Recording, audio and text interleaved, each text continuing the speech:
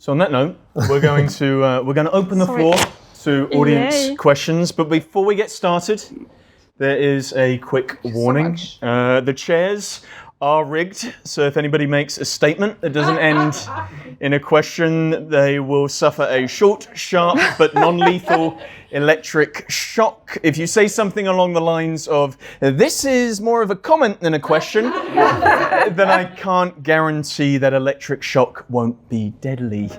Of course, I'm joking. That would be a legal nightmare for Burley Fisher Books. But that doesn't stop me from imagining a future where that's possible. So on that note, any questions? One here. I'm really sorry, but I have a comment. And the comment is simply this: the concept of mental health is culturally and historically specific. To predict mental health would be opening up the gates of hell. Today, in some countries, homosexuality is considered a mental health problem.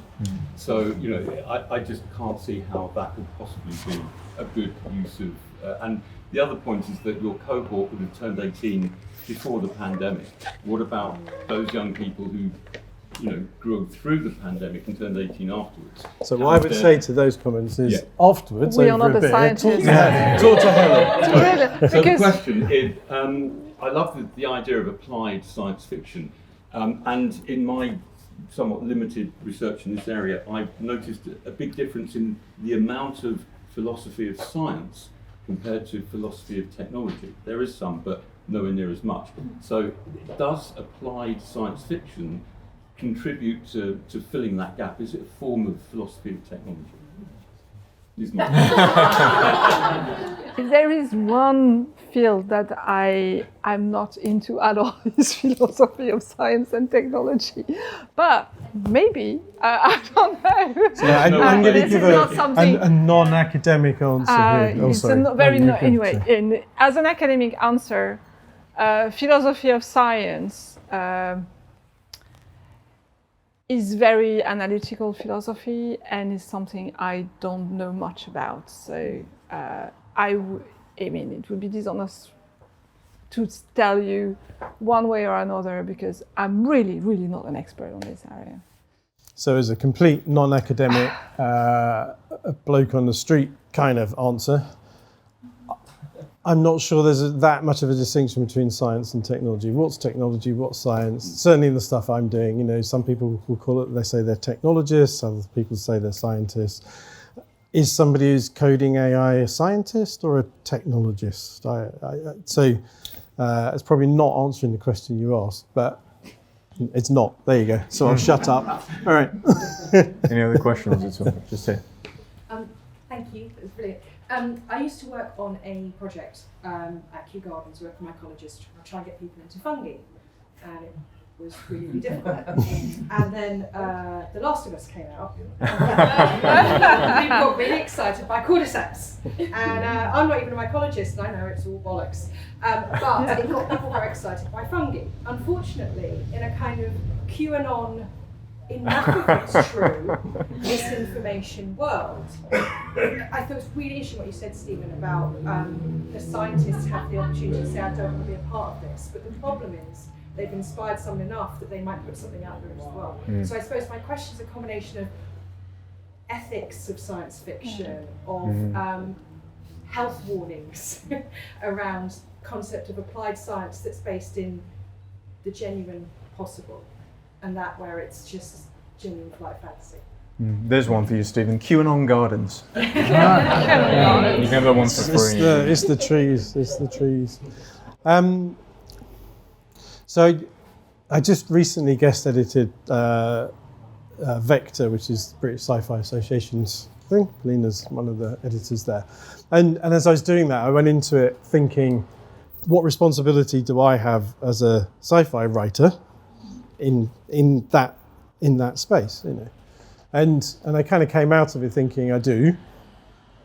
I think the difficult balance is you also need to have an entertaining story, otherwise nobody's going to read it and all the rest of it. So I think there's a big responsibility, and I think, in the projects it's great because we get to sit on the stage with the actual scientists who can do and the Cyber Salon book where the experts actually comment on the stories. there's their opportunity to say absolute rubbish because of this and this, presuming they're not walked away before then. So that kind of counterbalances it in that. How you do that in science fiction more broadly, I think, so I was at a robotics conference a couple of weeks ago, and there was a lot of discussion there around educating the public in terms of what is real. And that's not, I mean, science fiction probably has a role in that, but it's much, much, much broader, isn't it? It's the general media, it's how we scrutinize what we're being told and all the rest of it. But I think as a society, we kind of need to like wake up and actually be a bit more critical in the sense of try to understand these things, because otherwise we're just being shoved left, right and centre into all sorts of scare things. And so I'll get off my hobby horse in a minute. I also think that there's a real danger that we're being misdirected to worry about the things that we shouldn't really be worrying about whilst not worrying about the things that we should. So I don't give a monkeys whether we go to Mars. There's people starving, come on. Anyway, there you go. Any other questions at all? What are the things that we should and shouldn't be worried about? Because we have a scientist and a science fiction writer, I wanted to ask you a question that I'm guessing has been asked many times. Do you believe that AGI is possible? And if so, what are your thoughts on that? I don't know if it's possible. Is one answer? I assume is any mention of it in your stories? Not in the ones I do with the projects. I might touch on that in the sort of more stretchy ones. So, but I think more recently I've tried not to. I've tried to have kind of very intelligent artificial intelligence that isn't conscious and isn't kind of alive and all that kind of thing. So I think part of all this is actually educating me more as well. So whether it's possible, I don't know. I strongly suspect not, but I'm not going to say that for definite. For me, as a social scientist, it's a question I'm going to disappoint you that I'm actually not interested in, because for me it's totally speculative, and I'm interested in the potential ethical and social implications of technology that is currently in the pipes and science that is in the pipes.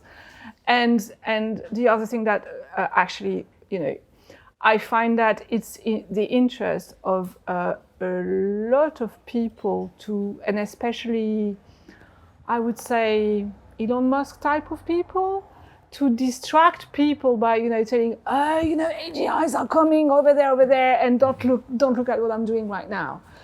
So stupid AI, artificial stupidity, as some people call it, in the hands of very powerful, very rich, and not very ethical people is probably worrying me a lot more than possible AGI.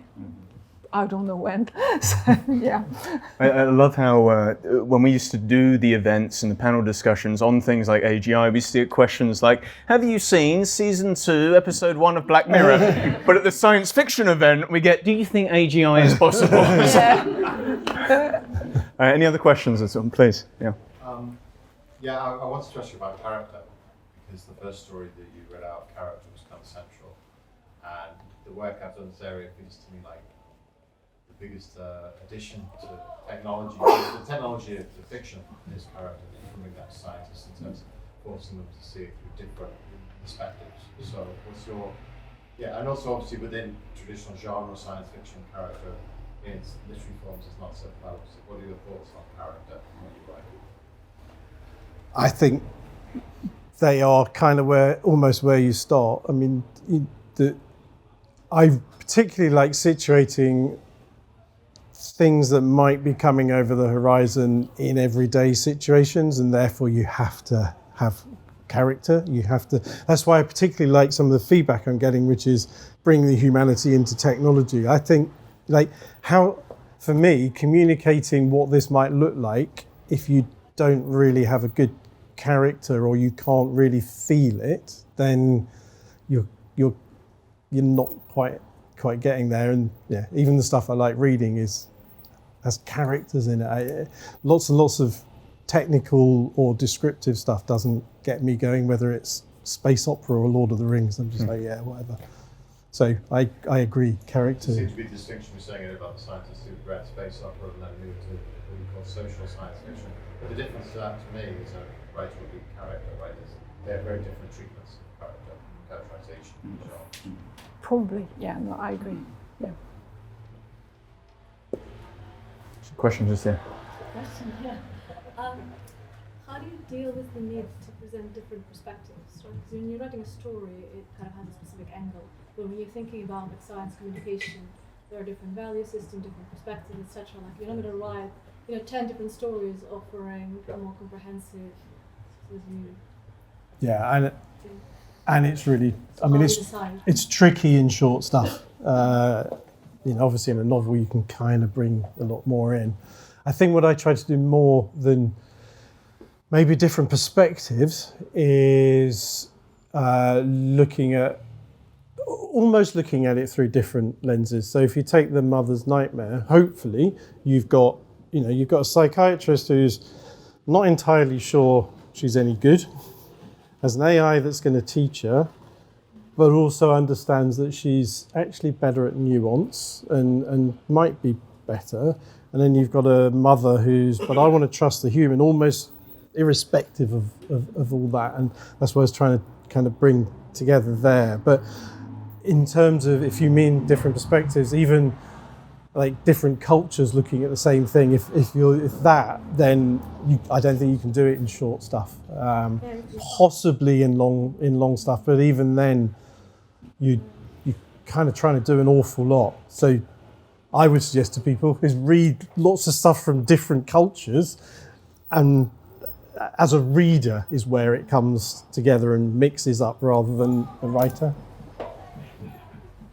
Probably have time for one last question. Yeah. Eva? Ava. Who's been hiding? Yeah, great. Thank you very much for a great talk. It's all very interesting how people respond to stories, because sci-fi tends to be quite horrifying. Good sci-fi, it's full of horror. And I always ponder it, our approach with Cybersalon was trying to subvert it, and instead of scaring the shit out of everybody, go the other way and subverting technology, give positive examples about subverting technology, because the last 20 years was really us receiving technology, and it's only really tiny pockets of open source where we can subvert it. So what's your thought about the role of sci-fi writer, and not stopping the progress because we scaring people, but opening that sort of more partisan approach and own it again? I love doing that. I sometimes talk about tech that doesn't work properly when it mixes with messy humans, but I think the kind of, I mean, it's used quite often. I know the kind of hacker thing, or basically, but the technology in the hands of real people will get subverted. It will be used differently. So if you can bring in people into a situation that are going to use something in a way not necessarily as it was fully intended to start off with, I think you can really start playing around with that subversion. And to an extent, that ownership of it, you kind of show, yeah, come on, we can play around with this. We can do some interesting stuff,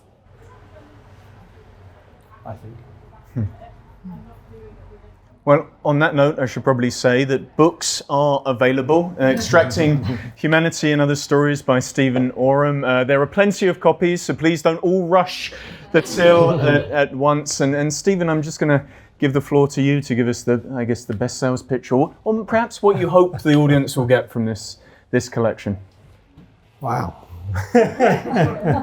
Well, yeah. So first off, I hope you get entertained. I hope you read them and you chuckle and you go, ooh, or wow, or whatever. Just treat it as entertainment. Also, I hope it kind of makes you go, oh, I hadn't quite seen it. And then there was a reader who said to me, I listen to the news in a different way now. And I guess that's the kind of proper hope. The other one is have a laugh, enjoy it. I think there's some good fun stuff in there. And don't forget to find other people to sign the acknowledgements page. Thank you. once you bought it. Thank you.